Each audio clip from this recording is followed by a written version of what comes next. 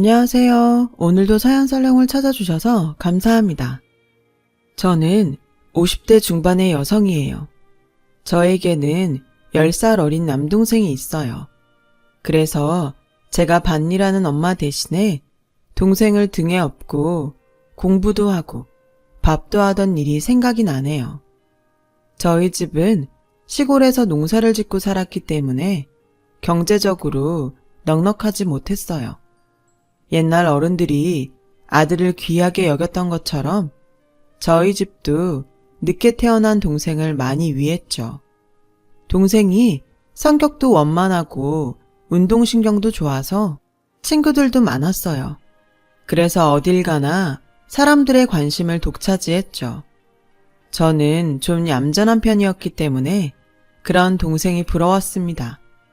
동생은 저도 잘 따랐고 집안일도 잘 도와줬어요. 저에게는 가장 친한 친구나 마찬가지였어요. 그런 동생이 야구를 하고 싶다고 했을 때 저는 동생을 밀어주자고 적극적으로 부모님을 설득했어요. 어떻게든 동생의 소원을 들어주고 싶었거든요. 엄마는 한숨을 푹 쉬시며 나도 정훈이 하고 싶다는 거 다 해주고 싶지. 그런데 우리 집 형편이 그럴 만한 능력이 안 되잖아. 엄마, 나도 벌게. 내가 고등학교 졸업하고 바로 취직하면 되지. 라며 동생이 좋아하는 야구를 시키자고 했죠. 저는 그때 고2였기 때문에 1년 반 정도만 기다리면 취직을 할 수 있었거든요. 원래는 전문대에 가서 무역 관련 공부를 하고 싶었지만 얼른 돈을 벌어서 동생 뒷바라지를 해야겠다는 생각이 더 컸어요. 동생은 야구를 할 수 있게 되자 너무 좋아했고 그런 동생을 보는 게 저도 행복했어요. 그리고 고등학교를 졸업한 후에 바로 어느 회사 사무원으로 취직했어요. 들어갈 때는 일반 사무원이었지만 회사가 작아서 그런지 저한테 격리 업무까지 맡기더군요. 저는 격리 실무에 필요한 것들을 따로 독학으로 공부하면서 열심히 회사 생활에 적응해 갔어요. 동생은 초등학교 야구부에서 열심히 야구를 했죠. 지방에 있는 학교라서 부원이 많은 건 아니었지만 동생은 특유의 운동신경 덕분에 4번 타자가 됐고 야구로 유명한 중학교에 갔어요. 그러는 동안 저는 지방 도시에 있는 회계사 사무실로 직장을 옮기게 됐어요. 제법 큰 회사였는데 전 회사의 경력을 인정해줘서 격리 경력 사무원으로 들어가게 됐죠. 제가 상업계열 학교를 졸업한 건 아니었지만 따로 독학을 했던 것이 많이 도움이 됐어요.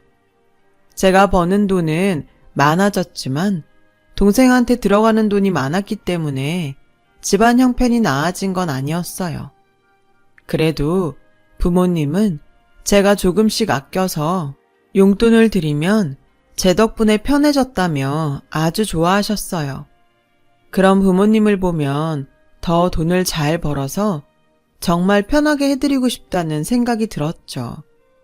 동생이 야구로 유명한 고등학교에 들어간 후 저는 좀 더 보탬이 되고 싶어서 다른 회사를 찾아봤어요. 그때 회계사 한 분이 저를 부르셨어요. 내가 다음 달에 큰 회사로 옮기는 거 알지? 거기에 격리 경력직을 뽑는다는데 추천해 줄 테니까 면접 한번 봐. 그분은 제 사정을 알고 계셨거든요. 저는 흔쾌히 그러겠다고 했고 열심히 준비해서 면접을 보러 갔어요. 그리고 합격 통보를 받았죠. 회사가 크다 보니 규칙도 더 많고 일부담이 있었지만 저는 다 괜찮더라고요. 동생은 그런 저한테 누나가 나 때문에 많이 애쓰는 거 알아. 그래도 건강도 챙기면서 일해. 내가 꼭 성공해서 누나 호강시켜줄게. 말만이라도 고마워. 나도 건강 잘 챙길 테니까 너도 열심히 해. 서로를 위로했어요. 그리고 회사에 들어가고 몇 개월쯤 지났을 때 남편을 만나게 됐어요. 남편은 기획팀에서 일하고 있었는데 영수증 처리가 잘못돼서 격리부에 왔다가 저와 만난 거였어요. 남편은 좋은 대학을 나오고 공부도 많이 한 똑똑한 사람이었어요. 저는 남편의 그런 면들에 끌렸고 남편은 제가 엄마처럼 잘 챙겨줘서 좋다고 하더군요. 그 사람은 좀 어린애 같은 데가 있긴 했지만 공부만 하느라 세상 물정을 잘 몰라서 그런다고 생각했어요. 그러던 어느 날 남편이 제게 청혼을 하더라고요. 나는 은진이 너처럼 나 잘 챙겨주는 사람은 못 만날 것 같아. 우리 결혼하자. 응? 내가 행복하게 해줄게. 근데 현우 씨 집에서 나보고 뭐라고 안 해? 현우 씨네는 잘 살잖아. 우리 집은 그냥 농사 짓는단 말이야. 괜찮아. 우리 엄만 나한테만 잘해주는 여자면 다 오케이야. 그래서 저와 남편은 각자 집에 인사를 가게 됐어요. 남편 집에 갈 때 굉장히 많이 걱정하고 긴장했는데 부모님들이 생각보다 편하게 대해주셔서 한시름 놓았죠. 저희 부모님도 남편을 좋아하셨어요. 근데 동생이 별로라고 하더군요. 나야 누나가 좋다고 하면 할 말은 없지만 남자가 철딱서니가 좀 없어 보여서 그래. 라고 하자 엄마가 야, 네 누나 잘못하면 네 뒷바라지만 하다가 늙는다. 좋은 사람 있을 때 결혼해야지. 라고 하셨고 동생도 알겠다며 둘이 잘 살라고 해줬어요.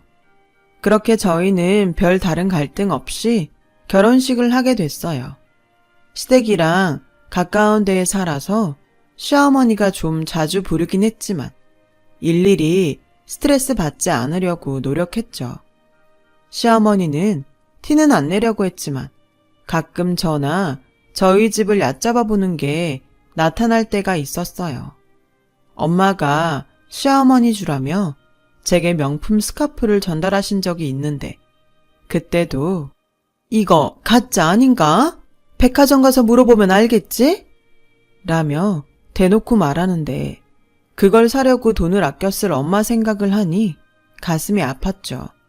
아무튼 이런 식으로 말할 때가 몇 번 있었지만 성격이 솔직해서 그러려니 하고 넘어가곤 했어요. 그렇게 결혼하고 1년이 좀 넘었을 때였어요.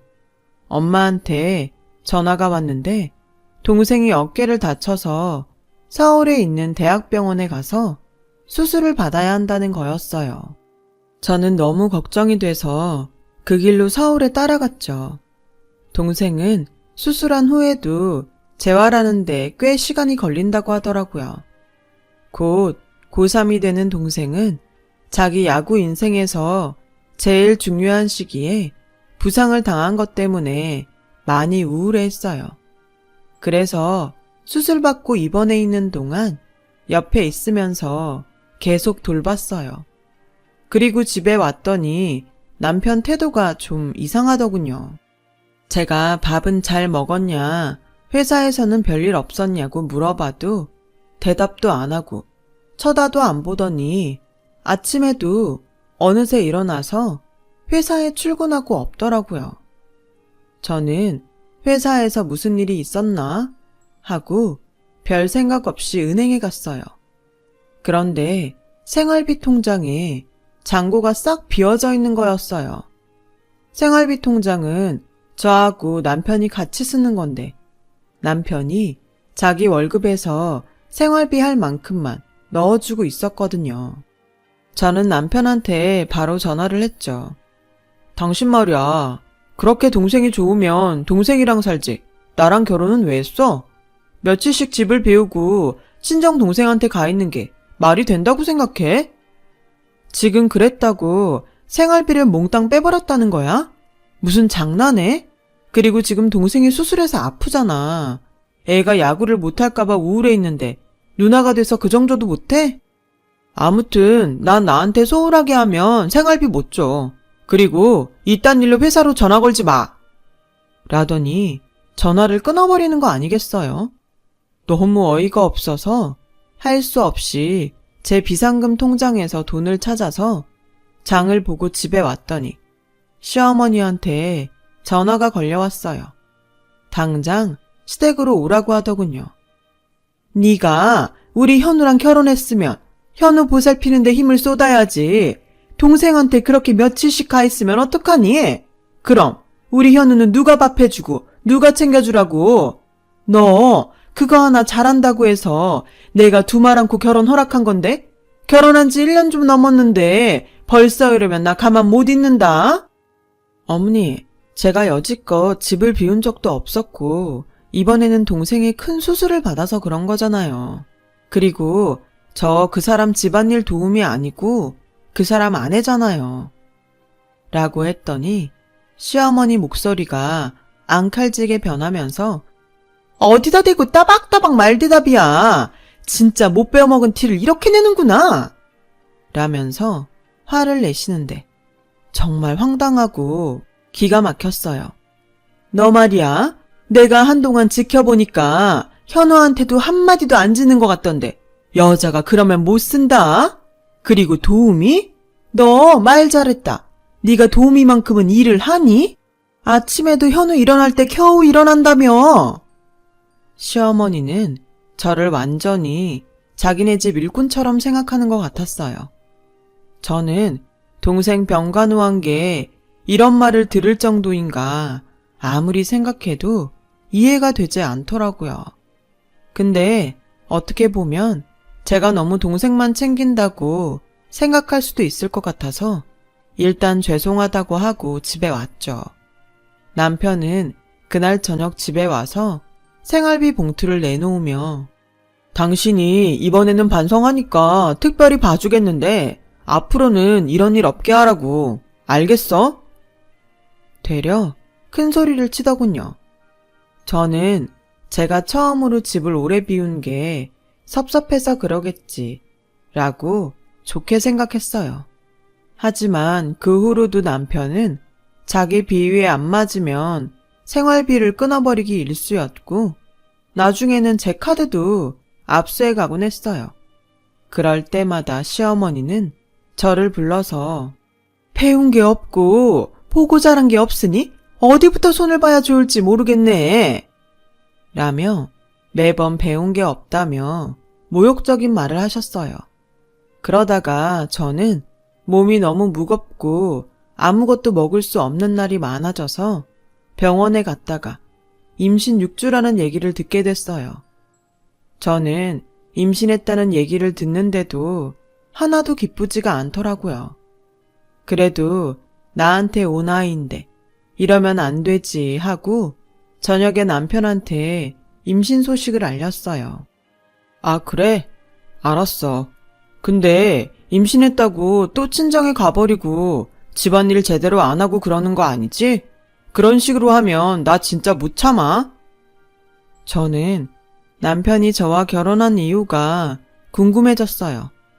그러다가 청혼할 때 저처럼 자기를 잘 챙겨줄 사람은 못 만날 것 같다고 한 말이 생각나더군요.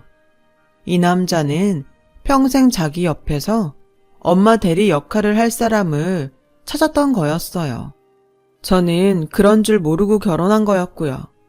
그렇게 제 결혼 생활에 후회가 생기고 있는데 남편 동생이 결혼할 여자를 집에 데려왔더라고요.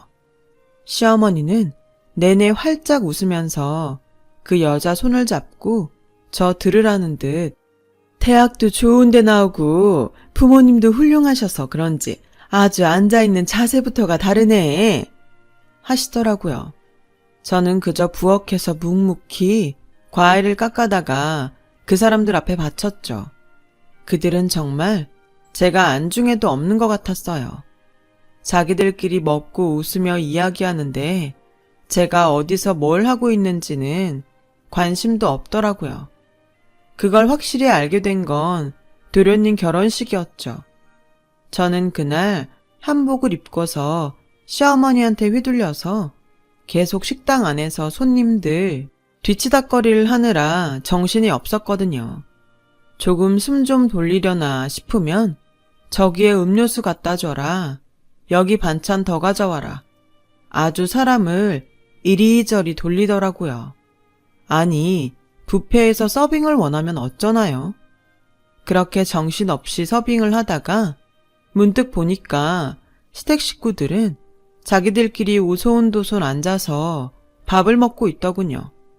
남편도 거기 같이 끼어서요. 신랑 신부는 식당에 들어오더니 저를 휙 지나쳐서 자기 식구들이 있는 데로 먼저 가서 인사를 하더라고요. 저는 정말 이 집의 도우미, 그 이상 그 이하도 아니라는 걸 확실히 깨달았어요. 저는 어디에 앉아 있을 데도 없어서 계속 서 있어야 했어요. 그러다 보니 몸에 무리가 왔는지 안 아픈 데가 없이 다 아프더라고요. 저는 남편한테 얘기해서 집에 가자고 하려고 했죠. 남편은 자기 친척들 사이에서 신이 나서 술을 마시고 있었어요.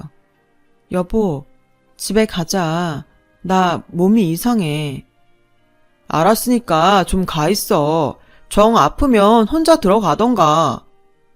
남편은 저랑 상관없는 사람처럼 다른 사람들과 어울리느라 정신이 없었어요. 저는 결국 혼자서 집에 돌아와야만 했고 그날 밤에 아이를 유산하고 말았어요. 저도 좋아하지 않고 시댁서도 아무도 반기지 않으니까 유산이 된 건가 하고 죄책감에 눈물만 나더군요. 저는 혼자 병원에 누워있다가 집에 돌아와 짐을 싸서 친정으로 와버렸어요. 남편도 시어머니도 저한테 전화 한 통 없더라고요. 며칠이 지난 후 저는 몸을 추스린 후에 회사로 남편을 찾아가서 이혼하자고 했어요. 알았으니까 이렇게 갑자기 찾아오지 마. 당신은 가만 보면 나 망신 주지 못해서 안달난 사람 같더라. 내가 말없이 친정 갔다가 처음 보는 건데 할 말이 그것밖에 없어? 그럼 뭐라고 하는데? 누가 가라고 그랬어? 아, 성격 되게 이상하네. 라더니 벌떡 일어나서 커피숍을 나가버리더군요. 그렇게 집에 왔는데 또 시어머니한테서 전화가 왔어요. 우리 현우가 무슨 큰 잘못을 한 것도 아니고 네가 멋대로 나간 거니까 네가 위자료 줘야 되는 거 알지? 게다가 아이까지 유산됐으니 말 다 했지. 네가 마음대로 나간 거 내가 소송해서 돈 다 받아내고 말 테니까 그렇게 알아라. 라며 협박에 가까운 말을 했어요. 두 사람은 아이가 어떻게 된 건지 제 몸은 괜찮은지 전혀 관심이 없었어요. 그리고 그때는 이혼한다고 결심하는 것만으로도 여자한테 굉장히 큰일이었는데 31살인 제게 시어머니의 그런 말들은 무섭기만 느껴졌어요. 그래도 남편하고 더는 못 살 것 같았어요. 부모님은 그런 저를 이해한다며 여기저기서 돈을 빌리셔서 제가 가지고 있는 돈하고 합쳐서 위자료를 만드셨어요. 저는 남편과 시댁이 요구하는 돈을 주고 이혼을 하게 됐죠. 지금 생각해보면 그때 능력이 있었다면 변호사를 선임하고 그들에게도 죄를 물을 수 있었을 것 같은데 그때는 그럴 엄두도 내지 못했습니다. 그렇게 저는 이혼하고도 한참을 집에서만 지냈어요. 밖에 나가면 다들 저를 보고 수군거리는 것 같았거든요. 어디 나가서 취직할 엄두도 나지 않았어요. 그러고 있는데 일본에 유학 간 동생이 방학이 돼서 집에 왔어요. 동생은 어깨를 다친 후 자꾸 부상이 도지게 되자 야구를 그만두고 재수를 하다가 일본으로 유학을 가게 됐거든요. 집에서 도움을 주기 어려우니까 일본은 유학생이 아르바이트를 할 수 있다고 해서 선택한 곳이었어요. 다른 나라보다 가깝다는 이유도 있었죠.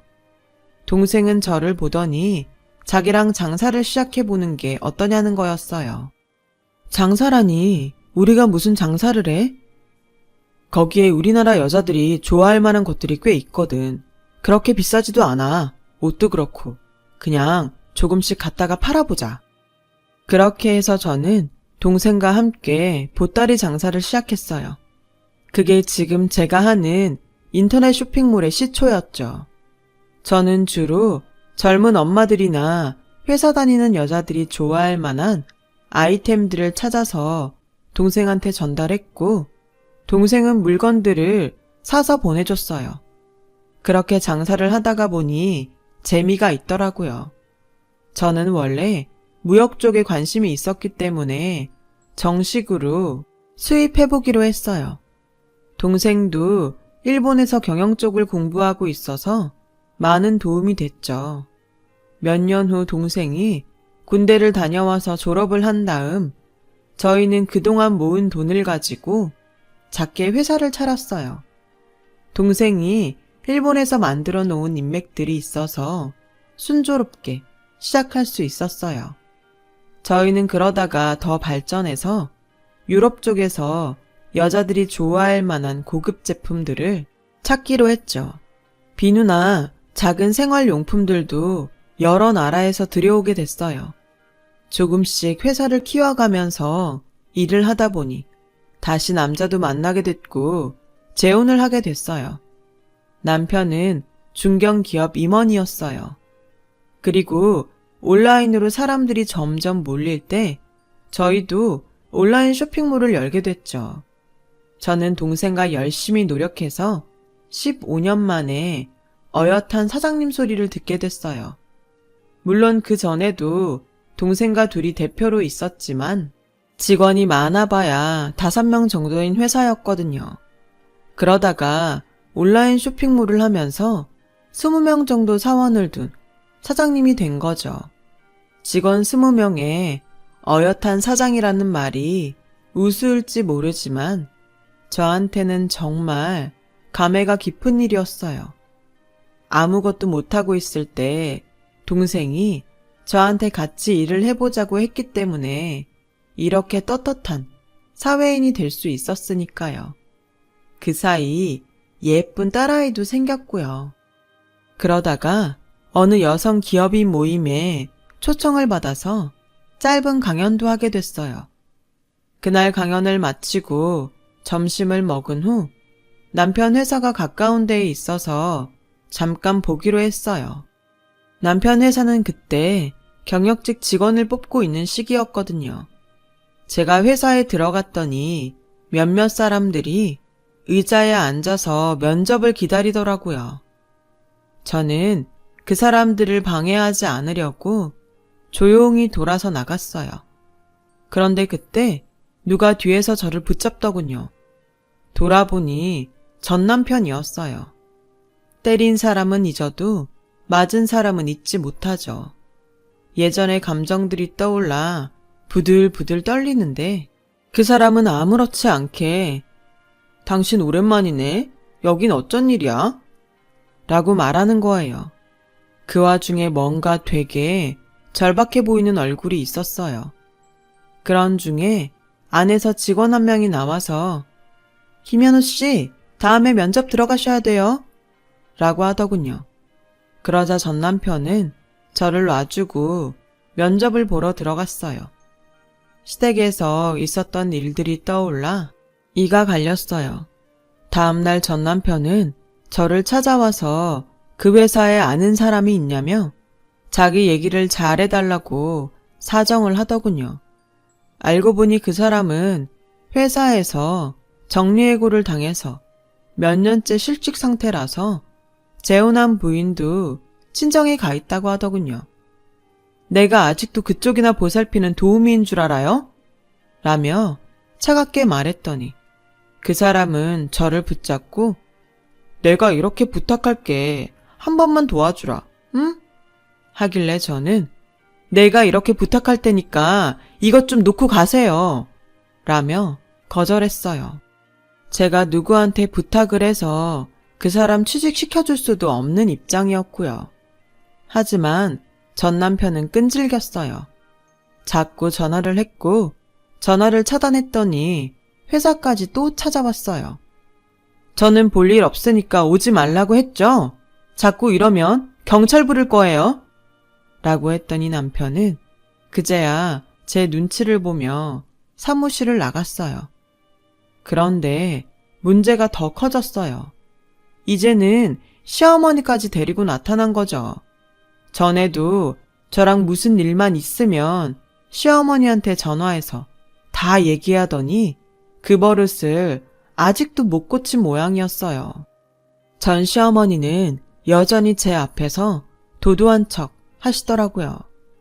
내가 좀 보니까 네가 살만해진 것 같은데 그렇다고 사람이 그렇게 안면 싹 바꾸면 되겠니? 예전에 네가 우리 집에서 어떤 위치였니? 지금처럼 일할 수 있는지 어디 생각해봐라. 그러자 마침 와있던 남편이 사무실에서 나와서 한마디 하더군요. 정말 듣자 하니까 너무하시는군요. 지금 이 사람은 제 아내입니다. 댁들이랑은 아무 상관도 없다고요. 저도 그쪽에서 한 얘기 좀 들어서 아는데요. 무슨 사람을 집안 도우미처럼 부려먹고 자기 아들 비위 못 맞추면 사람 취급도 안 했다면서요. 사람이 그러면 안 되죠. 이 사람이 유산했을 때도 괜찮냐는 말도 안 했다는 사람들이 이제 와서 자기들 살겠다고 취직을 부탁해요? 거기 김현우 씨, 나 기억하죠? 그날 면접 봤잖아요. 그러자 전 남편과 전 시어머니 얼굴이 새하얗게 변했어요.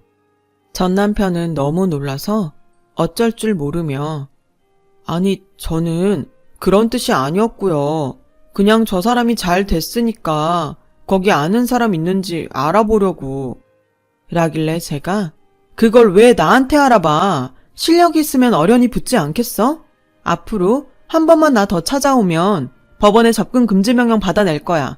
그러니까 얼른 그쪽이 죽고 못 사는 어머니 모시고 나가 라고 했고 시어머니는 그런 제게 예, 내가 큰 실수를 한 것 같구나.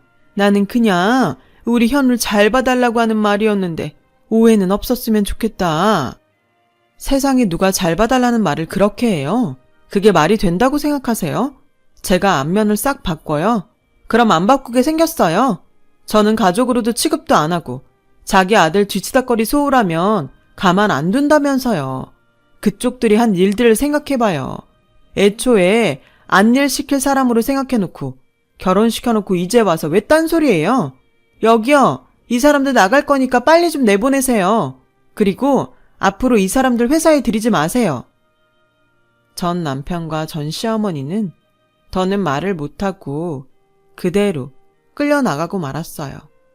지금의 남편 앞에서 그렇게까지 하고 싶지 않았는데 너무 적반하장인 태도에 저도 화가 치밀었던 것 같아요. 남편이 든든하게 제 편이 되어줘서 얼마나 고마웠는지 몰라요. 어쩌다 이렇게 좋은 사람을 만나게 되었는지요. 전 남편은 결국 회사 경력직에 떨어졌다고 하더군요. 그 일이 아니더라도 면접을 너무 못해서 점수가 안 좋았다고 하네요. 저는 동생과 같이 계속 일을 하고 있어요. 아이도 잘 크고 있고 남편과도 잘 지내고 있답니다. 시댁은 그때 이후로 어떻게 됐는지 잘 모르겠네요. 어디선가 잘 살고 있겠죠.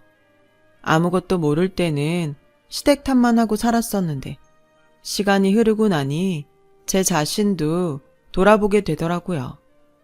마음 아픈 일들을 겪고 동생과 사업을 하며 예전보다 더 많은 일들을 겪고 제가 조금 더 단단해졌을 때 지금의 남편도 만난 거였어요. 그때 내가 조금 더 단단했더라면 그런 사람들을 만나지 않았을 텐데 하는 생각도 해봅니다. 내면도 더 가꾸려고 노력하면서 열심히 살아보려 합니다. 모두 행복하시고 건강하셨으면 좋겠어요. 하시는 일 다 잘 되시고요. 여러분, 사연 댓글에 응원과 현명한 조언 부탁드려요. 좋아요와 구독은 저에게 큰 힘이 됩니다. 오늘도 좋은 일 가득하세요.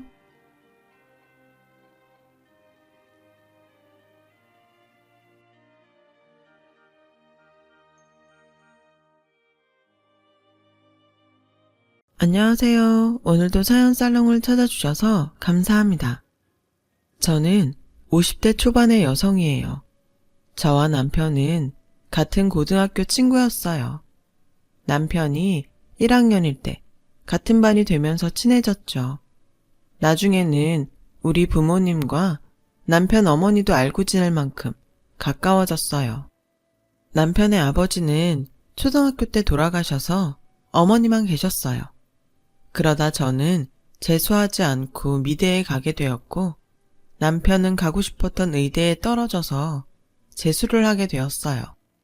공부를 잘하는 우등생이었던 남편은 재수한다는 사실을 무척 힘들어했어요.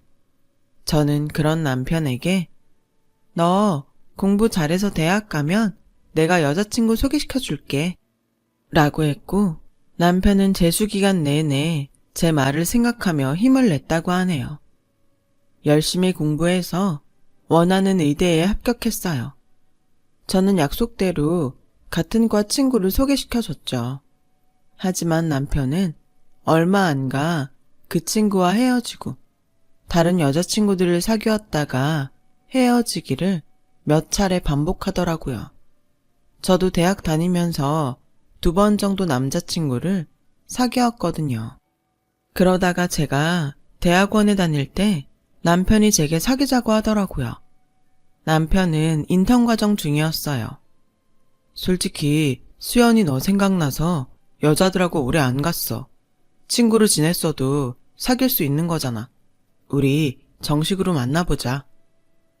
저는 그 말에 좀 놀랐어요. 남편과는 항상 장난도 심하게 치고 동성 친구처럼 허물이 없는 사이였거든요. 하지만 남편은 진지했고 저도 좋아하는 마음이 있어서 저희는 본격적으로 사귀게 됐어요. 부모님은 제가 남편과 사귀는 걸 좋아했어요. 사업을 하셨던 아빠는 반 농담처럼 우리 수연이하고 정호 결혼하면 내가 병원 차려줘야겠다 라고 하셨죠. 남편 어머니도 저를 많이 예뻐하셨고요. 아줌마는 수연이가 며느리하면 참 좋겠다 라고 종종 말씀하셨어요. 어른들한테 그런 말을 자꾸 들으니 저희도 결혼을 생각하게 됐죠. 어느새 자연스럽게 결혼 이야기가 오고 가게 됐고 남편이 전문의 시험을 붙고 난 후에 상견례를 갖게 되었죠. 아버님, 어머님, 제가 수연이 책임지고 행복하게 할 겁니다. 저를 믿고 따님을 주셔서 감사합니다. 라며 남편이 씩씩하게 인사했고 아빠는 그래, 둘이서 행복하게 잘 살아야 된다. 우리 사위 병원 개업은 걱정 마라. 내가 최선을 다해서 도와주마. 라며 남편의 등을 토닥이셨어요. 남편 어머니는 제 손을 잡고 우리 정호 병원 일 하는데 어려움 없게 내조 잘해야 된다. 라고 하셨고 저도 네 어머니 제가 잘할게요. 라는 말들을 주고받았습니다. 집에 와서 엄마는 막상 상견례를 하니 남편 어머니가 마음에 걸린다고 하셨어요. 어째 어른이 돼서 두 사람 잘 살아라, 서로 아껴줘라 그러는 게 아니고 내 딸한테만 내조 잘하라고 콕 집어 말하는 게 영 불편하네. 라고 하자 아빠는 둘이 어릴 때부터 많이 봤으니까 그랬겠지. 너무 깊이 생각하지 말라고. 맞아 엄마. 정호 어머니 원래 나 이뻐하셨잖아. 너무 걱정하지 마. 라며 엄마를 안심시켰어요. 그래도 우리 딸 양쪽 부모 있는 집에 가서 시아버지 사랑 듬뿍 받았으면 했는데 난 솔직히 정호 하나 보고 너 보내는 거야. 알겠어? 그러니까 그 녀석이 잘못하면 바로 엄마한테 말해. 말은 그러셨지만 예단이나 가구 같은 걸로 남편 집 마음이 상하지 않게 신경 썼어요. 그렇게 저희는 결혼을 했고 얼마 안 돼 아빠 도움으로 남편은 좋은 위치에 성형외과를 개업하게 됐어요. 축하하네. 앞으로 열심히 해서 환자 많아지는 일만 남았어. 이게 다 아버님 덕분입니다. 열심히 하겠습니다. 라며 꾸벅 인사를 하더라고요. 시어머니도 저한테 잘해주셨고요. 저희는 흔히 말하는 고부간의 갈등이나 양쪽 집안 문제 없이 잘 살았죠. 시어머니가 너무 명품도 좋아하시고 사치를 좀 하는 편이어서 엄마가 좀 불편해하셨어요. 저희 집은 저도 그렇고 엄마도 그런 걸 별로 안 좋아했거든요.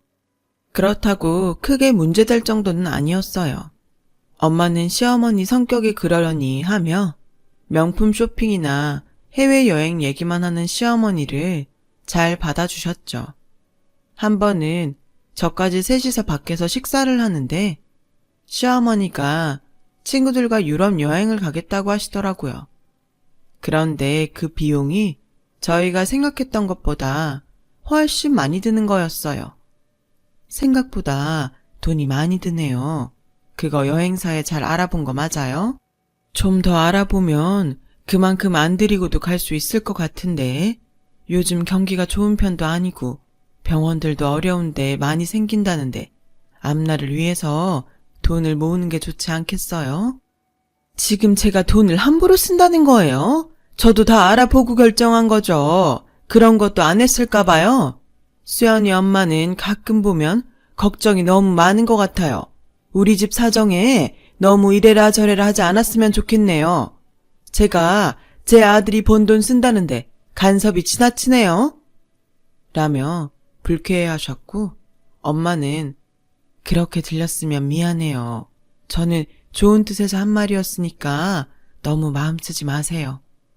라며 시어머니를 달랬어요. 저는 중간에서 두 분이 싸우기라도 하면 어쩌나 했지만 다행히 그 자리는 잘 마무리되었고 두 분도 웃으면서 헤어졌어요. 하지만 그날 이후로 그렇게 식사를 하거나 같이 모이는 자리는 더 이상 없었죠. 엄마는 시어머니와 성격이 너무 달라서 자주 안 만나는 게 좋겠다고 하셨어요. 원래 사돈지간에는 너무 가깝게 지내는 거 아니랬다.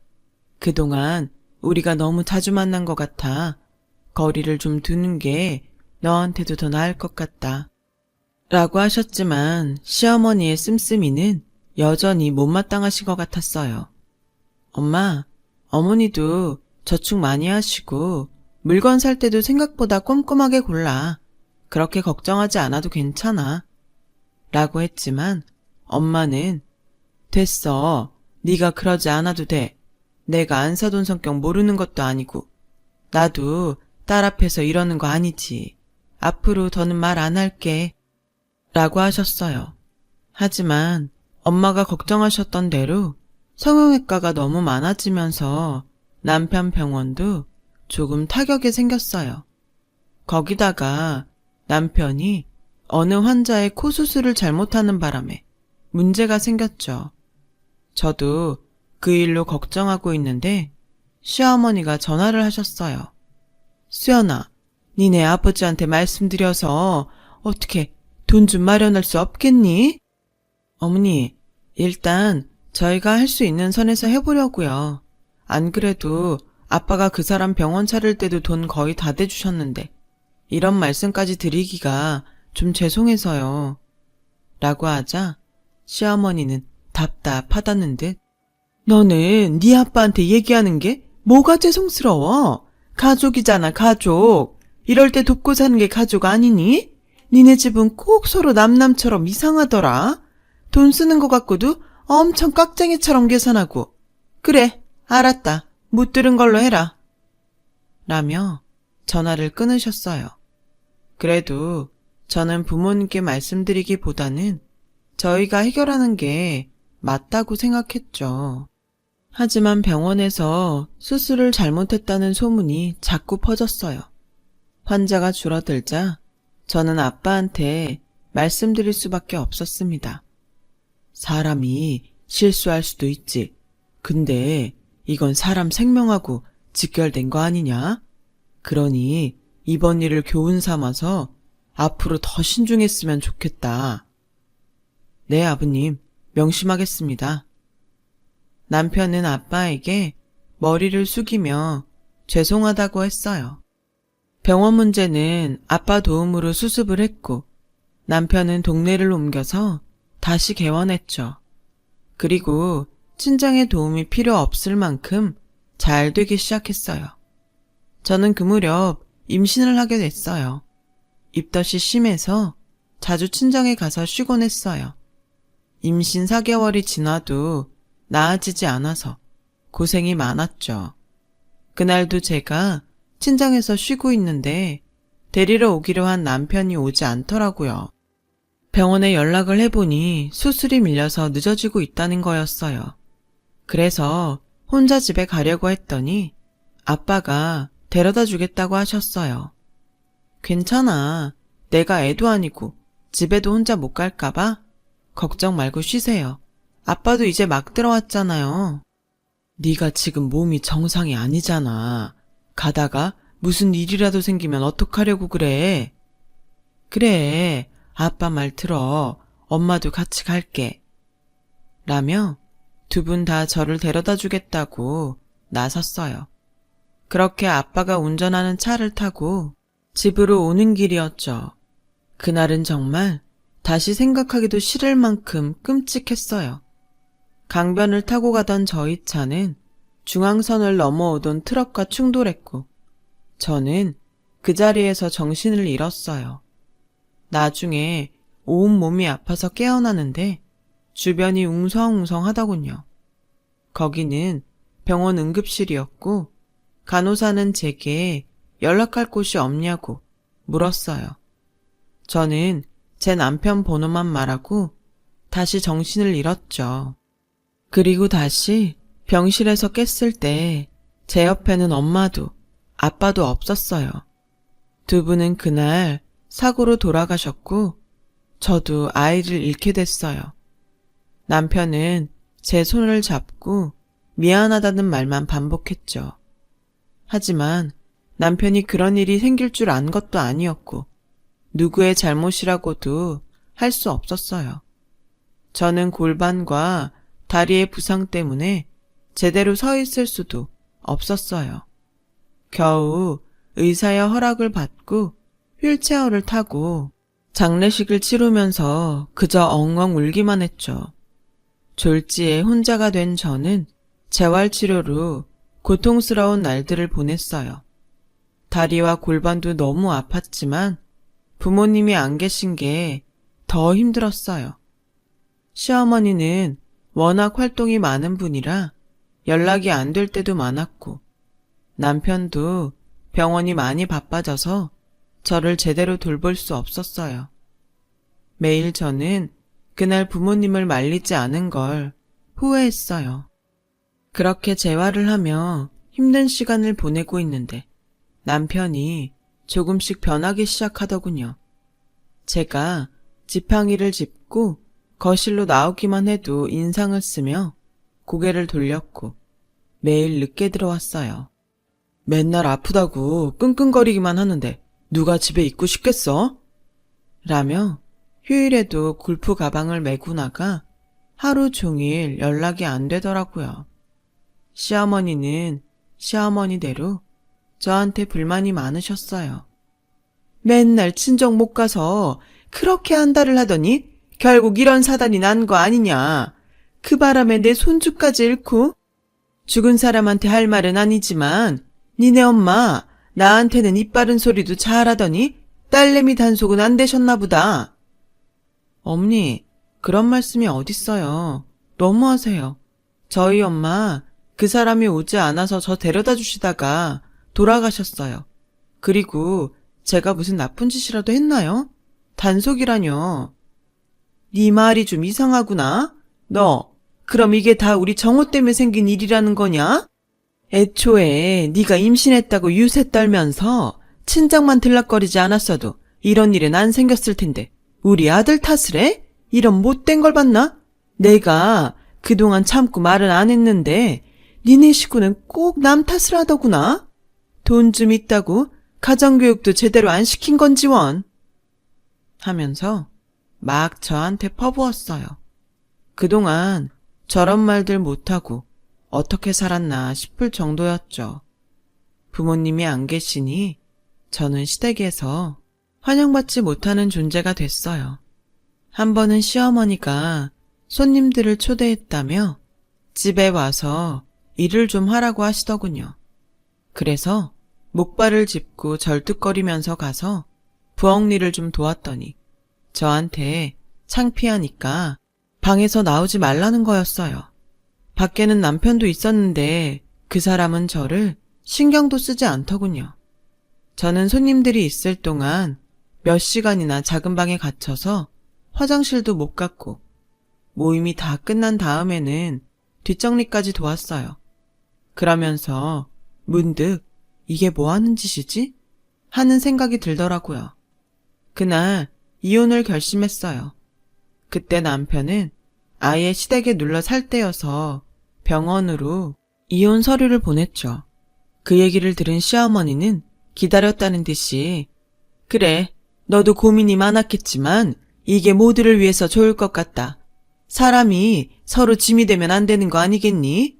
그리고 이혼 얘기는 네가 먼저 꺼낸 거니까 위자료 받을 생각은 하지 마라. 라며 못을 박더군요. 남편은 꼭 자기 일이 아닌 것처럼 연락을 해도 엄마가 다 알아서 하기로 했으니까 엄마랑 얘기해. 라며 빨리 끊기 바빴어요. 그땐 정말 너무 서러워서 부모님 사진을 놓고 매일 펑펑 울었어요. 그러다가 한 번은 새벽에 깜빡 잠이 들었는데 거실에서 남편 목소리가 들리더군요. 누군가와 통화하는 소리였어요. 이제 병원도 잘 되고 돈 걱정할 일도 없는데 내가 왜 구질구질하게 장애인한테 목매고 있냐? 그래도 먼저 이혼하자는 말 안 할까봐 조마조마했는데 진짜 잘 됐지. 난 이혼하면 새장가 갈 거다. 저는 너무 충격을 받았어요. 결국 저와의 결혼은 다 계산된 거였으니까요. 어릴 때부터 친한 친구로 지냈던 저를 돈으로만 봤던 거죠. 저런 사람이었던 걸 못 알아본 제가 정말이지 너무 바보 같았어요. 남편은 다른 방에서 자고 아침에 자기 옷가지를 챙겨 나가더군요. 저는 한시도 같은 공간에 있고 싶지 않아 짐을 챙겨서 나왔어요. 친구는 저보고 다 소송 걸어서 병원에 들어간 돈도 다 받아내라고 했지만 뭘 어디서부터 해야 될지 몰랐어요. 그저 제 몸 추스르기에도 정신이 없었으니까요. 그렇게 저와 남편은 합의 이혼을 하게 됐어요. 완전히 혼자가 된 저는 그냥 붕 뜬 느낌이었어요. 게다가 재활도 끝난 게 아니라서 몸이 많이 불편했죠. 그런 제게 친구는 일러스트를 배워보는 게 어떠냐고 하더군요. 네가 유아 전공을 했지만 프로그램 툴 사용법은 금방 배울 거야. 안 그래도 결혼하고 그림에 손 놓은 것 같아서 안타까웠는데 한번 해봐. 친구의 격려에 일러스트를 배우기 시작했어요. 일러스트 공부도 진도가 빨랐어요. 처음에만 좀 어려웠지 방법을 익히고 나니 금방 할 수 있더군요. 저는 그림 그리는 데만 몰두했고 그런 저를 눈여겨본 학원 강사님이 일자리를 소개시켜 주셨어요. 그렇게 책에 들어가는 사파를 작업하는 일을 시작으로 여러 일들을 하게 되었고 블로그에도 제 작품을 올렸어요. 그러면서 제 작업을 좋아하는 사람들도 많아졌죠. 그런데 몇 년이 지났는데 아빠 회사 이사님이 변호사와 함께 저를 찾아오셨어요. 이게 사장님 돌아가시기 전에 따로 작성해 놓으셨던 유언장입니다. 따님 적정 나이가 되면 회사를 물려주겠다는 내용이에요. 갑자기 돌아가신 관계로 수정사항은 없습니다. 저는 너무 놀랐습니다. 아빠가 돌아가시고 회사가 정말 어지러웠다고 해요. 저는 잘 몰랐지만 회사의 주인이 없는 사이 정말 많은 일들이 있었다고 합니다. 아빠와 막역한 사이셨던 이사님께서 그걸 지켜내신 거고요. 저에게 오시기까지 시간이 걸리셨다고요. 이사님은 자식이 없으셨어요. 그래서 저를 더 잘 챙겨주셨던 분이셨죠. 제가 어렸을 땐 자주 뵀었고 다 커서는 자주 뵙지 못했지만요. 아빠가 돌아가시고서 회사 일에 참여하게 되니 울컥하더라고요. 저는 회사 경영에 대해 몰랐기 때문에 이사님과 의논해서 전문 경영인이 회사를 운영하는 데 합의를 했어요. 이사님께서 회사를 지켜주셨으니 앞으로도 잘 부탁드립니다. 감사합니다. 저는 그날 제 친구에게 크게 한턱 냈어요. 네 덕분에 내가 이제까지 잘 버틴 것 같아. 정말 고마워. 다 네가 잘하니까 그런 거지. 아무튼 나도 뿌듯하다. 그 무렵 저는 지팡이 없이 걸을 수 있게 되었어요. 아직 오래 걷지는 못했지만 정상적으로 설 수 있다는 게 너무나 기뻤죠. 그래도 물리치료는 꾸준히 받으러 다녔어요. 그렇게 일러스트 작업을 하면서 병원과 집만 오가며 사는데 회사에서 제게 사회 홍보이사 자리를 주겠다고 제안을 했어요. 그치만 저는 경영에 대해 아무것도 몰라요. 할 줄 아는 것도 없는데 무턱대고 회사 일에 관여하는 거 아빠도 원치 않으실 거예요. 그랬더니 제가 일러스트레이터로 자리를 잡고 이미 실력도 검증이 되었으니 회사 홍보를 도왔으면 좋겠다더군요. 그림과 디자인으로 사회에서 홍보하는 데 힘쓰면 된다고 하셨어요. 많이 망설였지만 이사님이 거의 강요하다시피 해서 저를 사회이사로 만드셨죠. 그냥 앉아서 돈만 받을 수 없다는 생각이 들더라고요. 제품과 이미지가 맞는 일러스트들을 고안해 계속 올렸어요. 다행히 그런 작업들이 일반 사원들에게도 반응이 좋았어요. 얼마 안 가서 회사 창립일이 되었어요. 이사님은 제가 인사말을 하면 좋겠다더군요. 항상 아빠와 회사에 감사한 마음으로 살았기 때문에 저는 그러겠다고 했어요. 그리고 회사 창립일 날 오랜만에 옷도 차려입고 집을 나서는데 하필 남편이 찾아왔어요. 수연아, 잘 지냈어? 우리 정말 오랜만이다. 그렇지. 어디 가서 잠깐 얘기 좀 하면 좋겠는데 집에 들어가도 돼? 아무 일도 없었던 것처럼 오랜만에 만나는 친구 대하듯 하는데 정말 너무 뻔뻔하더군요. 나 지금 가봐야 돼. 그리고 할 얘기 없으니까 다신 찾아오지 마. 그래? 어디 가는데? 내가 그 앞에서 기다릴게. 저는 몰라도 된다고 하고 택시를 탔어요. 그랬더니 이 사람도 택시를 타고 저를 뒤쫓아온 거예요. 회사 앞에서 내리자 남편은 뒤에 온 택시에서 따라 내리며 들어와서 제 팔을 잡더군요. 수연아, 잠깐만 얘기하자니까, 응? 저는 팔을 거칠게 뿌리쳤어요. 할 말 없다는데 왜 이래? 우리가 그럴 사이는 아니잖아.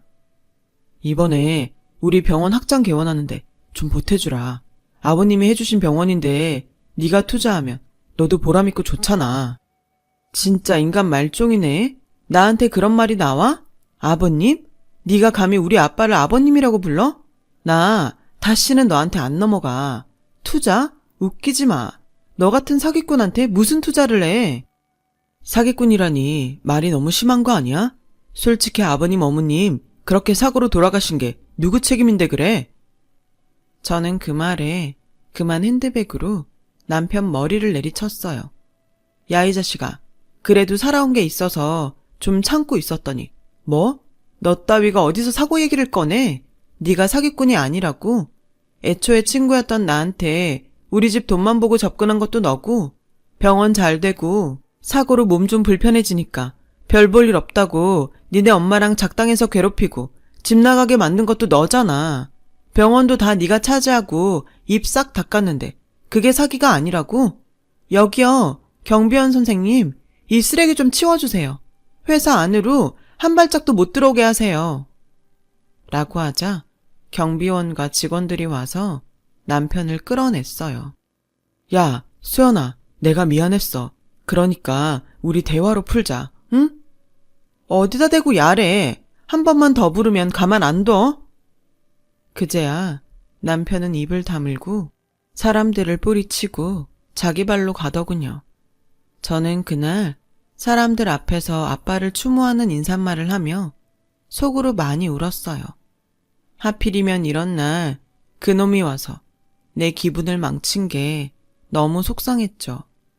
일주일쯤 지나서 점심을 먹고 회사 근처 카페에서 간단한 회의를 할 때였어요. 제가 올린 일러스트 중 반응이 좋은 걸 정식 홍보용으로 쓰기 위해서 회사 직원들과 같이 모였죠. 그런데 뒤에서 누가 제 어깨를 툭툭 치더군요. 시어머니였어요. 회사에 전화했더니 여기 있다길래 어찌나 안 가르쳐 주려고 하는지 정말 애먹었다. 라며 상냥하게 웃는데 정말 구역질이 날 것 같았어요. 제가 있는 데를 그쪽이 왜 알아야 하고 왜 찾아오는데요? 저는 볼 일 없습니다.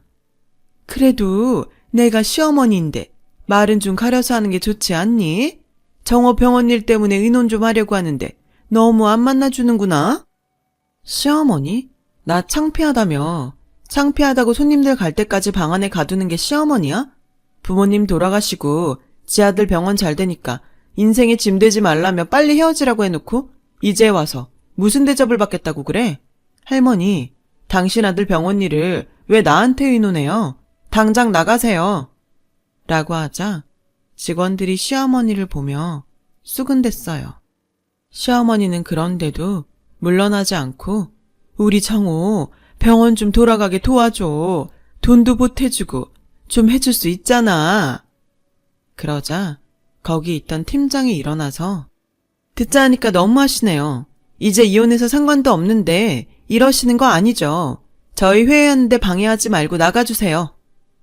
라고 하자 시어머니는 발끈하며 지금 누구한테 큰 소리야? 내가 누군 줄 알고. 나 땡땡 성형외과 원장 엄마야. 그러자 직원 한 명이 아, 이번에 그 의료사고 나서 난리 났다던 그 병원? 라고 했고 사람들이 전부 수근대며 시어머니를 쳐다봤어요. 그제야 시어머니는 저를 붙잡고 우리 정호 한 번만 도와줘. 응?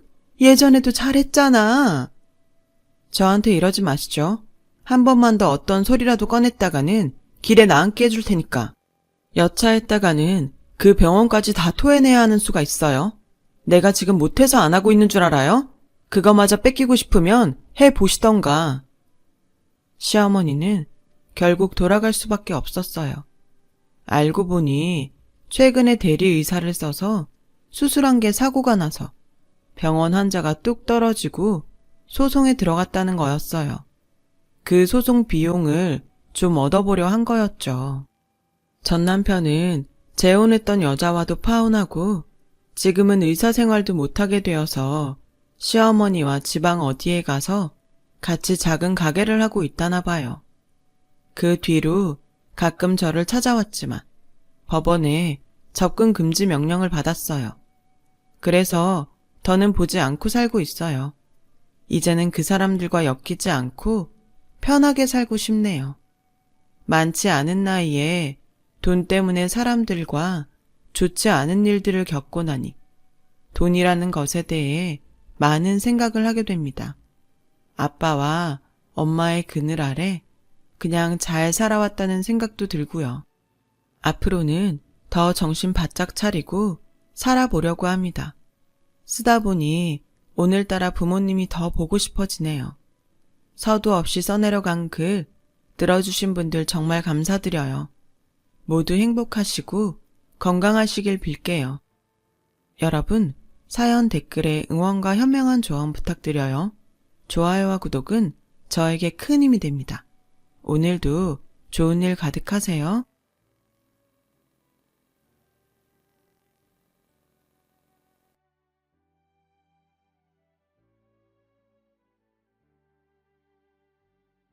안녕하세요. 오늘도 사연살롱을 찾아주셔서 감사합니다. 결혼 5년차 새댁이에요. 결혼은 남자와 여자의 결합이 아닌 집안과 집안과의 결합이라고 하잖아요. 솔직히 식장에 들어갈 때까지만 해도 이 말이 피부에 와닿지 않았어요. 제 시부모님께서는 까탈스럽지 않은 분들인데다 시댁이 멀어서 명절이 아니고는 자주 뵐 일도 없었거든요. 그래서 그런 걱정 없이 결혼 생활을 할 수 있을 거라 생각했는데 글쎄 의외의 복병이 나타났지 뭐예요. 제가 시댁 식구들 중에서 가장 믿고 따랐던 분이라 배신감이 더했어요. 남편과 저는 동대문 쇼핑몰에서 만나 오랜 시간 동업자로 지내오다가 동료에서 부부가 된 케이스예요.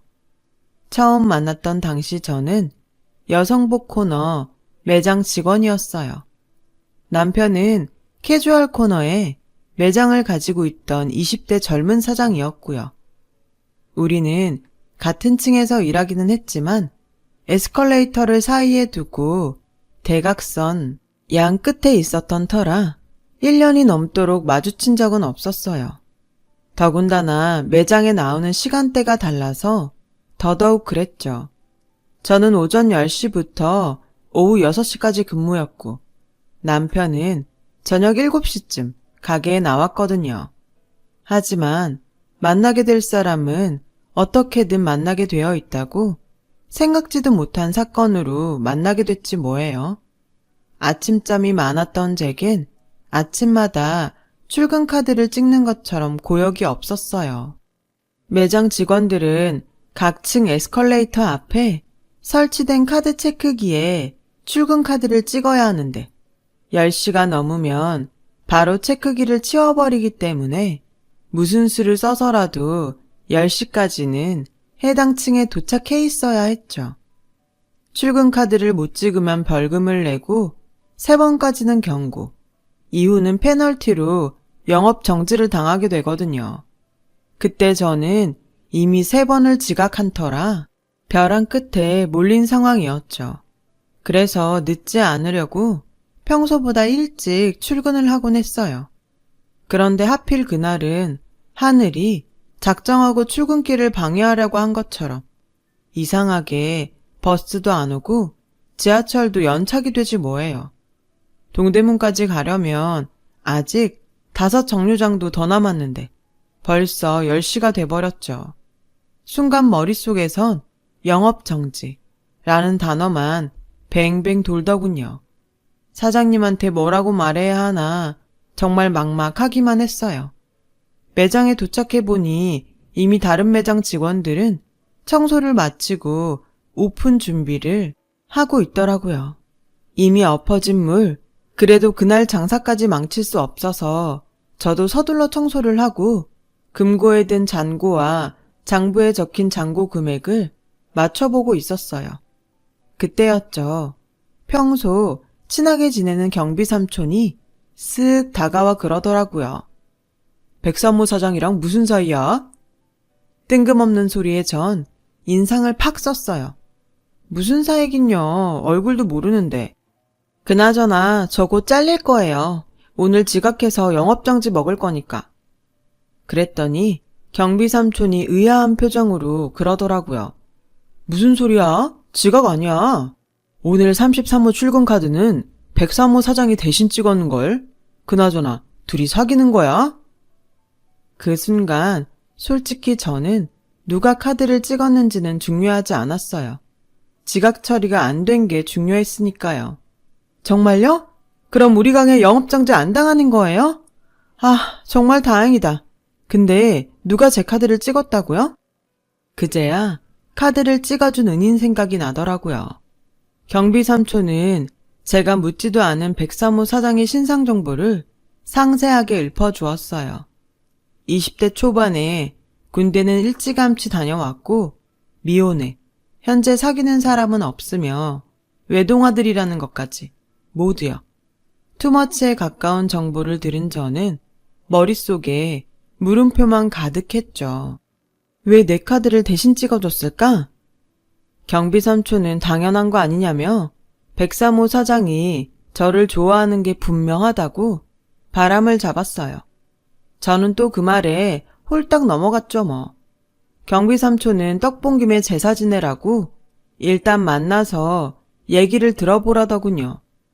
남자가 이만큼 성의를 보였으면 여자도 나서줘야지. 젊은 사람이 그 정도 용기도 없어? 내가 중간에서 다리 놔줄 테니까 날짜랑 시간, 장소만 말해. 그렇게 저는 번갯불에 콩 구워 먹는 심정으로 103호 사장과 만나기로 했어요. 약속 장소는 쇼핑몰 근처 카페로 정했는데 하필 그날따라 아는 사람들이 카페에 많이 앉아있지 뭐예요. 입 가벼운 정장가게 언니부터 부제가게 사장님까지 아는 척을 해왔어요. 이러다가 쇼핑몰에 소문 제대로 나겠다 걱정하던 그때 103호 사장이 카페 안으로 들어왔어요. 출근카드 사건이 있고 나서 일부러 늦게까지 가게에 남아 103호 사장 얼굴을 확인한 터라 금방 알 수 있었죠. 근데 103호 사장은 저를 못 알아봤는지 입구에서 두리번거리고 있지 뭐예요. 그래서 손을 들어 손짓을 했죠. 그랬더니 그제야 자리로 오더라고요. 무슨 일이시죠? 103호 사장은 단도직입적으로 용건부터 물어왔어요. 저는 출근카드 일을 얘기하곤 고맙다는 인사를 하고 싶어 불렀다고 말했죠. 아, 그게 그쪽 출근카드였어요? 아침 출근은 처음이라서 카드를 잘못 집었던 모양이에요. 사무실에서 지각비를 받으러 왔길래 한참을 싸웠다니까요. 그 일이라면 고마워할 거 없어요. 103호 사장 얘기를 듣는 내내 얼굴이 다 화끈거리더라고요. 괜히 경비 삼촌 때문에 혼자 설레발을 친 셈이니까요. 그렇게 첫 만남은 어이없게 끝났는데 그날의 인연으로 마주칠 때마다 인사를 나누게 되었고 덕분에 옷도 도매가로 사입을 수 있었어요. 그러다 본격적으로 친해진 건 제가 가게를 그만두고 난 이후였죠. 처음부터 제 가게를 차릴 욕심에 일을 배우러 들어간 거라 오래 일할 생각은 없었거든요. 마침 새로 오픈하는 쇼핑몰에 마땅한 자리가 나서 바로 계약을 했어요. 그런데 제 가게 맞은편에 103호 사장이 들어와 있지 뭐예요. 낯선 쇼핑몰에서 아는 얼굴을 만나니 얼마나 반갑던지. 그건 103호 사장도 마찬가지였죠. 그날 이후 우리는 화장실 가거나 잠깐 매장을 비울 때 서로 부탁도 하고 밥도 같이 시켜 먹곤 했어요. 사입을 하러 갈 때도 같이 다녔고요. 같이 있는 시간이 길어지다 보니 자연히 가까워졌고 마침 둘 다 온라인 판매에 관심이 있던 터라 동업까지 하게 되었죠. 20대 초반에 만난 우리는 10년 넘게 동료로 지냈어요. 중간중간 각자 연애를 할 때도 서로 연애 상담도 해주고 실연을 당하면 위로도 해주면서요. 그런데 남녀가 같이 붙어 다니다 보니 어느 순간 이성으로 보이더라고요.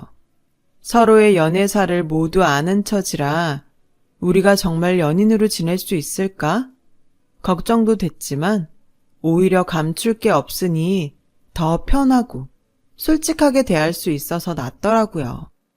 처음엔 오프라인 매장을 유지하면서 온라인 판매를 해왔는데 온오프라인의 매출 차이가 많이 나더라고요. 그래서 과감하게 오프라인 매장을 접고 온라인 판매에 전념했죠. 다행히 주문량이 많아서 두 매장을 운영할 때보다 수입이 더 좋았어요. 직접 만리동 공장에서 자체 제작까지 한 덕에 수익률도 꽤 짭짤했죠. 싸구려 중국산과는 원단이며 바느질까지 차이가 나다 보니 가격이 상대적으로 비싸도 후기가 좋고 잘 팔렸어요. 덕분에 주문량이 많아서 포장 알바를 더 써야 할 판이었죠. 포장은 꼭 젊은 사람을 쓸 필요는 없지 않을까? 그래서 말인데 우리 고모가 소일거리를 찾으시더라고. 자기만 괜찮다면 고모한테 맡기는 게 어떨까 하는데. 솔직히 불편했어요. 하지만 싫다는 말은 할 수 없었죠. 이 사람한테 고모가 어떤 존재인지 잘 알고 있었으니까요. 저희 시부모님이 맞벌이를 하셔서 남편을 돌봐줄 사람이 없었대요. 그때 마침 고모님이 이혼을 하고 마땅히 지낼 곳이 없어서 시댁에 머물게 됐었나 봐요. 고모랑 같이 살고 얼마 안 돼서였어. 깜빡하고 우산을 안 가져갔는데 수업 끝나고 나와보니 고모가 우산을 들고 날 기다리고 있지 뭐야. 평소엔 혼자 비 맞고 가곤 했는데 고모랑 같이 우산 쓰고 집에 가니까 기분이 참 좋더라고. 누군가한테 보살핌을 받고 있다는 생각을 그때 처음 했어. 밖에서 놀다가 다쳐서 오면 고모가 약도 발라주고 간식도 만들어주고 그랬어. 고모는 나한테 엄마 같은 분이야. 이런 얘기를 수없이 들어왔는데 어떻게 반대를 하겠어요. 결국 그러라고 했죠. 남편 말대로 고모님은 남편을 아들처럼 끔찍히 대하시더라고요. 아직 시댁에 우리 사이를 알리기 전이라 사실 조심스러운 상태였는데 고모님이 먼저 제게 손을 내밀어 주셨죠. 우리 민우가 외로움을 많이 타요. 상희 씨가 옆에서 많이 보다듬어주고 아껴주면 좋겠어요. 난 상희 씨가 조카 며느리가 됐으면 좋겠어. 내 맘에 쏙 들거든. 늘 제게 웃는 얼굴로 인자하게 대해주시는 고모님한테 저도 홀딱 넘어가고 말았어요. 악마는 웃는 얼굴로 온다는 사실을 그때까지만 해도 몰랐거든요. 2년쯤 사귄 우리는 슬슬 결혼을 생각하게 되었고 이미 30을 훌쩍 넘긴 나이라서 양가 부모님도 결혼을 반기는 분위기였어요. 게다가 시댁 쪽에는 고모님이라는 아군이 있었기 때문에 걱정도 덜했고요. 예상대로 결혼은 마찰 없이 바로 진행이 되었고 우리는 각자 살던 오피스텔을 정리한 돈에 융자를 끼고 28평 아파트를 살 수 있었어요. 말이 작아지 은행 이자를 생각하면 비싼 월세살이나 마찬가지였지만요. 오래 붙어 다녀서 신선함이 덜할 거라고 생각했는데 막상 부부로 살아보니 전에 모르던 부분도 알게 되더라고요. 하지만 좋은 점만 있었던 건 아니에요. 사소하게 거슬리는 부분도 있었거든요. 가령 화장실에 휴지를 걸 때 안으로 거냐 밖으로 거냐를 두고 다투기도 하고 치약 짜는 법을 가지고도 시비가 붙기도 했죠. 하지만 이런 건 시간이 지나니 서로 양보하거나 받아들이게 되더라고요. 하지만 정말 타협하기 힘든 부분이 딱 하나 있었죠. 분명히 깔별로 30피스씩 입고 됐는데 판매된 거 빼고 3피스씩 빈다니까? 니트뿐만이 아니라 다른 것도 다 그래. 자기야, 아무래도 고모님이 제품에 손대시는 것 같아. 그게 무슨 소리야. 그럼 우리 고모가 도둑질이라도 했다는 거야 뭐야? 당신이 잘못센 거겠지. 우리 고모는 그럴 사람이 아니라고. 그동안 재고 파악을 고모님한테 맡겨왔는데 매번 입고에 비해 판매 수입이 적어서 제가 해봤더니 장수가 엄청 비더라고요. 그런데 남편은 고모님을 감싸고만 두니 정말 미치고 팔딱 뛸 노릇이었죠. 그래서 남편 몰래 창고에 카메라를 설치했어요. 그렇게 일주일이 지난 어느 날 밤 모두 퇴근한 틈을 타 사무실에서 녹화된 영상을 훑어봤어요. 역시나 고모님 짓이더라고요. 1시간가량 일찍 출근해서는 미리 제품을 깔별로 빼서는 어디론가 가지고 가시더군요. 고모님이 저희 회사에서 일하신 지 6년째이니 그동안 얼마나 빼돌렸는지 가늠도 안 될 정도였죠. 내 식구 같았으면 당장 달려가서 한바탕 했겠지만 시댁 어른인데다 특히 남편이 가장 아끼는 분이니 어떻게 처리해야 할지 모르겠더라고요. 그렇다고 고양이한테 계속 생선을 맡길 수도 없고 말이에요. 그래서 생각 끝에 고모님을 찾아갔어요. 이런 얘기 꺼내는 거 솔직히 저도 힘들어요. 하지만 알고도 모른 척할 자신이 없어서 이렇게 찾아왔어요. 고모님, 제품에 손대셨죠? 이미 카메라에 찍힌 영상 보고 오는 길이니까 아니라고는 하지 마세요. 그이는 아직 몰라요. 앞으로도 알리지 않을 생각이에요. 그래서 말인데요. 고모님이 스스로 회사 그만둬 주세요. 그이한테는 적당히 둘러대 주시고요. 동영상을 확인했다는 말에 고모님은 얼굴이 빨갛게 달아올라선 아무 말도 못 하시더라고요. 그리고 다음날 몸이 아파서 더는 일을 못하겠다고 핑계를 대시곤 일을 그만두셨어요. 그렇게 잘 마무리가 됐다고 생각할 무렵이었죠. 추석이라 시댁에 내려갔는데 고모님이 와 계시더라고요. 그런데 어머님한테 무슨 얘기를 했는지 제가 주방으로 들어가니까 쌩쌩 찬바람이 불더라고요. 그건 아버님도 마찬가지였어요. 찜찜한 기분으로 명절 음식을 만들고 다음 날 차례상을 치울 무렵이었죠. 아버님이 그러시는 거예요. 앞으론 명절에 안 내려와도 된다. 내키지도 않는데 억지 춘향 노릇 할 거 없단 얘기다. 그리고 니들이 보내주는 용돈도 필요 없으니 그 돈으로 니들끼리 잘 먹고 잘 살아라. 아버님은 식사도 안 하시고는 그대로 안방으로 들어가 버리셨어요. 어머님도 콧김이 푹푹 나오도록 한숨을 쉬시면서 저 보란 듯이 제가 사온 홍삼 액기스를 현관 앞에 내놓으셨어요. 이거 도로 가져가라. 시부모 용돈 몇 푼 주는 것도 돈 아까워서 벌벌 떠는 애가 이런 건 어떻게 사왔니? 그 잘난 친정 부모님이나 챙길 것이지. 그래서 여자를 잘 들어야 한다는 거야. 영문도 모른 채 시부모님한테 차례로 한 소리를 들은 저는 어떻게 대응을 해야 할지 모르겠더라고요. 그래서 고모님을 불러 무슨 일이 있었냐고 물었더니 싸늘하게 그러더군요. 너 어디서 배워먹은 버르장머리니? 네 눈엔 내가 아직도 직원으로 보이니? 어디서 사람을 오라가라야? 이게 아주 오냐오냐 했더니 시아버지 상투까지 잡으래네. 네가 뭘 잘못했으니까 오빠랑 올케가 저러는 거겠지. 지 잘못은 생각 안 하고 어디서 건방지게. 앞으로 이딴 일로 나 부르지 마. 나 네 얼굴 보는 거 불편하다. 고모님은 전과는 완전 다른 모습으로 저를 대하셨어요. 서운하기는 했지만 고모님 말씀대로 제가 불편하신 건 이해가 됐죠. 그런데 얼마 뒤 사건의 전말을 알고는 고모님한테 오만 정이 떨어져 버렸어요. 어머님이 그러시는데 추석 때 고모님이 집에 와서는 그랬다는 거예요. 제가 시댁에 용돈 보낼 때마다 우리 결혼할 때 뭐 해준 게 있다고 내가 용돈까지 보내야 하냐고 남편을 그렇게 쥐잡듯 했다고요. 저희 친정 부모님들도 저희 남편을 형부들이랑 비교하며 그렇게 무시를 한다고 말이죠. 아, 기가 막혀서 말도 안 나오더라고요.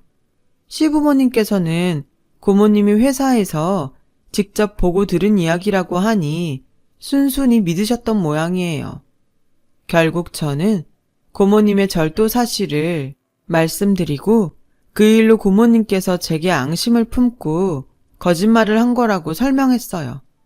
자초지종을 들은 어머님은 제 말을 믿어주셨고 오해를 풀 수 있었죠. 그렇게 시부모님과 오해를 풀고 다시 일상으로 돌아간 어느 날이었어요. 남편이 밥을 먹다 말고 휴대폰을 들고 베란다로 나가 전화를 받더라고요. 누구길래 베란다까지 나가서 전화를 받냐고 물었더니 친구라고만 답하곤 입을 닫더군요. 그땐 그러려니 하고 그냥 넘겼는데 얼마 뒤 전에 알고 지내던 정장가게 언니한테 전화가 온 거예요. 수년 만에 온 전화라 한참 수다를 떨었는데 언니가 뜬금없이 그러더군요. 너희 부부 아무 일 없는 거지? 아니, 별건 아니고 내가 며칠 전에 네 남편을 본 것 같아서. 운수 매트를 사러 전자상가에 갔다가 제 남편이 젊은 여자랑 가전제품을 고르는 걸 봤다는 거 있죠? 여자랑 팔짱까지 끼고 다정하게 혼수장만하는 새신랑 같았다나요? 그 말을 듣고 보니 요 근래 남편의 행동이 의심이 가기 시작했어요. 툭하면 몰래 나가 통화를 하거나 회사에서도 그렇게 문자를 해댔거든요. 안 그래도 고모님 일로 자주 다퉜던 터라 그런 것까지 트집을 잡으면 싸움이 더 커질까봐 애써 피하고 있었는데 정장가게 언니 전화를 받고 나니 더는 참고 넘길 일이 아니다 싶었어요. 그래서 그날 남편한테 따져 물었죠. 누구야? 당신이랑 다정하게 가전제품 고르러 다닌 사람이? 남편은 제 말에 화들짝 놀랐어요. 그 모습을 보니 바람이구나 싶더군요. 그런데 이 남자가 사람 속을 뒤집으려고 작정을 했는지 아무 말도 안 하고 입을 꾹 다물지 뭐예요. 그래서 당장 시댁에 전화를 걸었어요. 엉엉 울면서 시어머니한테 이 사람이 바람나서 더는 못 살겠다고 했죠. 그제야 남편은 그런 거 아니라며 오해라고 방방 뛰더군요. 하지만 이렇다 할 증거를 대지 못했어요. 나중에 다 얘기하겠다는 말만 해댔죠. 어머님은 당장 남편을 바꾸라고 하셨고 수화기 너머로 어머님의 욕설이 쩌렁쩌렁하게 흘러나왔어요. 남편은 묵묵히 그 욕을 들으면서도 끝내 아무 말도 하지 않았고요. 그날 이후 저는 남편과 각방을 썼어요. 그리고 이혼할 때 하더라도 물증은 확실히 잡아야겠다는 생각에 업체에 남편의 뒷조사를 부탁했죠. 얼마 뒤 업체에서 보내준 사진을 받았는데 기가 막히더라고요. 사진 속 여자는 다름 아닌 고모님의 딸이었거든요. 저는 남편한테 사진을 들이대며 도대체 무슨 일을 벌이고 있는 건지 물었어요. 남편은 말없이 담배만 연신 피워댔죠. 그런 남편 앞에 이혼 서류를 내밀었어요. 말 안 할 거면 여기에 도장 찍어. 난 이 부인이야. 이 정도는 알 권리 있다고. 그러니까 도장을 찍던 얘기를 하던 둘 중 하나를 선택해. 그제야 남편은 한숨을 푹 쉬더니 모든 사실을 털어놓았어요. 고모가 수정이 결혼하는데 혼수 비용 좀 해달라고 부탁하더라고. 당신도 알잖아. 나한테 고모가 어떤 분인지. 당신한테는 비밀로 해달래서 말 못했어. 미안해. 내가 잘못했어. 그래도 애 결혼은 시켜야 하잖아. 이 미련 곰퉁이 같은 인간을 보고 있자니 울화가 치밀어서 도저히 참을 수가 없더라고요. 그래서 고모님한테 전화를 했어요. 제 선에서 해결을 하려고요. 그런데 나 네 남편 업어 키운 사람이다. 그런데 그 정도 부탁도 못하니? 말로만 키워줘서 고맙다 그러지 말고 성의를 보이라고 그랬다 뭐. 내가 잘못한 거 있니? 이젠 아주 뻔뻔하게 나오더라고요. 성의라면 구체적으로 어떻게 성의를 보이라는 말씀이세요? 글쎄, 그랬더니 뭐라는 줄 아세요? 이번에 시집가는 자기 딸 혼수를 저희 보고 하라지 뭐예요. 아니, 그게 한두 푼 드는 것도 아니고 어떻게 그런 부탁을 하실 수가 있어요. 뭐, 부탁? 그게 어떻게 부탁이니? 당연한 요구지. 내가 우리 민우를 어떻게 키웠는데 생떼 같은 내 새끼 떼어놓고 피눈물 흘리며 민우를 키웠다. 그런데 그 정도 요구도 못하니? 민우 때문에 엄마 정 못 받고 자란 수정이한테 오빠가 돼선 그 정도도 못해주냐고. 옛말에 애 키워준 공은 없다더니 그 말이 딱이구나. 아휴, 내 팔자야.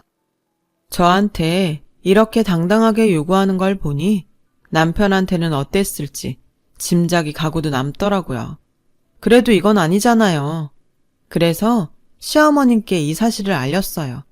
그랬더니 얼마 뒤 아버님이 서울로 올라오셨더라고요. 아버님이 서울에 오셨다는 소식을 들은 고모님은 바로 저희 집으로 달려오셨죠. 자기 없을 때 제가 무슨 말을 할까봐 이리저리 눈치를 살피더군요. 그러다 딸 결혼식 날짜를 잡았다며 시아버님께 청첩장을 내밀었어요. 그때였죠. 아버님이 안주머니에서 낡은 편지 봉투를 하나 꺼내셨어요. 그리곤 그 안에 든 편지를 고모님 앞에 내미셨어요. 어깨너머로 슬쩍 보니 각서더군요. 너 이거 기억나냐? 26년 전에 네가 쓴 각서다. 너 소방 맞고 쫓겨나서 우리 집에 들어올 때 네가 나한테 약속했던 거 기억은 하냐? 여기에 똑똑히 적혀있지? 한 번만 더 화토장에 손 대면 머리 깎고 절에 들어가겠다고. 아가, 가서 가위 좀 가져오너라. 오빠, 내가 뭘 어쨌다고 이래요. 나 화투 끄는 지 오래예요. 김서방이랑 다시 살림 합친 거 보면 몰라요? 그이가 하도 질색해서 그때 그 일 잊고 바로 손 뗐다고요. 오빠가 늙더니 노망이 들었나? 고모님은 시치미를 떼며 오히려 큰 소리를 쳤어요. 손바닥으로 하늘을 가려. 너 민우한테 수정이 혼수 해내라고 그랬다며.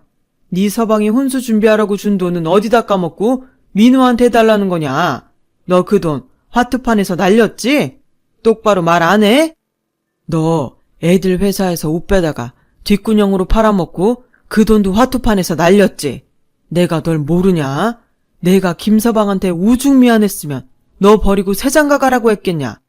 네가 마누라 노릇을 제대로 했냐? 애미 노릇을 제대로 했냐? 툭 하면 뱀 혓바닥 같은 혀로 사람 올리는 말이나 하고 남의 돈 훔쳐다 노름이나 하는 널 내가 어떻게 믿냐고. 사람이 허우대만 멀쩡하다고 제대로 된 사람이 아니다. 정신 상태가 썩어 빠졌는데 네가 어떻게 사람이야. 너 한 번만 더 내 아들이랑 며느리한테 들러붙어서 돈 빼먹을 궁리하면 내가 너 절도죄로 쳐 넣어버릴 거다. 네 새끼 혼수 자금은 네가 벌어서 채우고 애들한테 10원 한 장 받을 생각하지 마라. 내 말 알아듣겠어? 아버님 말씀이 끝나자 고모님은 두 손을 싹싹 빌며 울먹였어요. 오빠, 내가 잘못했어요. 내가 정말 죽을 죄를 지었어요. 그래도 딸랑 결혼은 시켜야 하잖아요. 그 돈 날린 거 우리 그이가 알면 나 또 쫓겨나요. 오빠, 나 한 번만 살려줘요. 네? 고모님은 그날 손이 발이 되게 빌며 아버님께 혼수 자금 좀 융통해달라고 애원했지만 아버님은 매몰차게 고모님을 쫓아내셨어요. 결국 고모부는 고모님 딸 혼수 비용을 도박으로 날린 사실을 알게 되셨고 얼마 뒤 고모님 내외는 이혼을 하셨어요. 그 후로 저희 집으로 몇 번이나 찾아오셨지만 저는 문을 열어드리지 않았어요. 그건 남편도 마찬가지였고요. 남편 역시 그간의 고모님 행동을 보고는 깨달은 바가 있었던 거죠.